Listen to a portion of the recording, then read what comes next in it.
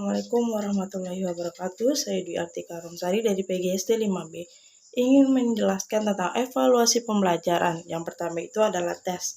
Nah, tes itu sendiri adalah merupakan alat atau prosedur yang digunakan untuk mengetahui dan mengukur sesuatu dalam suasana dengan cara atau aturan-aturan yang sudah ditentukan dengan tujuan untuk mengukur kemajuan belajar siswa. Nah, di dalam tes itu ada beberapa jenis. Yang pertama itu adalah dari segi pelaksanaannya. Yang pertama itu adalah yang terdiri dari tes tertulis, yang kedua itu adalah tes lisan, yang ketiga itu adalah tes perbuatan. Sedangkan dari bentuk soal dan jawabannya, yang pertama itu adalah tes esai, yang kedua itu adalah tes objektif. Di dalam tes objektif tersebut itu terdiri dari tes bentuk soal, tes pilihan ganda, dan juga tes menjodohkan serta tes analisa hubungan. Nah, yang terakhir itu adalah tes dari segi fungsi tes. Yang pertama itu adalah tes formatif, yang kedua adalah tes sumatif, dan yang ketiga itu adalah tes penempatan serta tes diagnostik. Nah, di dalam tes itu memiliki kelebihan. Yang pertama itu adalah jawaban mudah dijangkau oleh siswa. Yang kedua adalah tidak perlu pemikiran yang sulit. Yang ketiga itu adalah tidak memakan waktu. Nah, di dalam kekurangan tes itu sendiri itu adalah yang pertama, jawaban siswa bersifat spekulatif. Yang kedua adalah kerjasama antar siswa pada waktu mengerjakan soal tes lebih terbuka. Nah, kegunaan dari tes itu adalah seleksi, penetapan, diagnosis, dan remedial, seumpan balik, 5 motivasi dan membimbing belajar. Yang selanjutnya itu adalah perbaikan kurikulum dan program pendidikan serta pengembangan ilmu.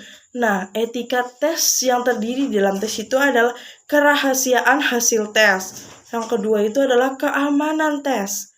Yang ketiga, interpretasi hasil tes. Yang terakhir adalah penggunaan tes itu sendiri. Nah, yang kedua ciri dari evaluasi pembelajaran itu adalah non-tes. Pengertian dari non-tes itu sendiri adalah cara penilaian hasil belajar peserta didik yang dilakukan tanpa menguji, melainkan dengan melakukan pengamatan pada siswa. Di dalam non-tes itu sendiri terdapat satu jenis-jenis non-tesnya itu adalah wawancara, pengamatan, angket, studi kasus, pemeriksaan dokumen, sosiometri, daftar cek, dan juga catatan insidental. Nah, kegunaan non-tes itu adalah untuk menilai kepribadian anak secara menyeluruh, meliputi sikap, tingkah laku, sifat, dan juga sikap sosial.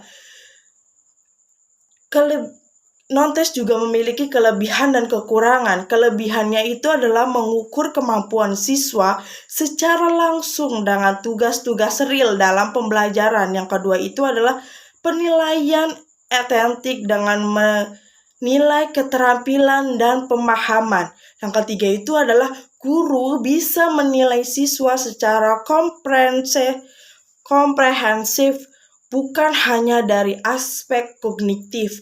Sedangkan kekurangan dari penilaian non-tes itu adalah penggunaan non-tes untuk menilai hasil dan proses belajar masih sangat terbatas jika dibandingkan dengan penggunaan alat melalui tes dalam menilai hasil dan proses belajar. Nah, etika hasil non-tes itu sendiri adalah yang pertama, kerahasiaan hasil tes. Yang kedua adalah keamanan tes. Yang ketiga adalah interpretasi hasil tes. Yang keempat adalah penggunaan tes itu sendiri. Terima kasih. Wassalamualaikum warahmatullahi wabarakatuh.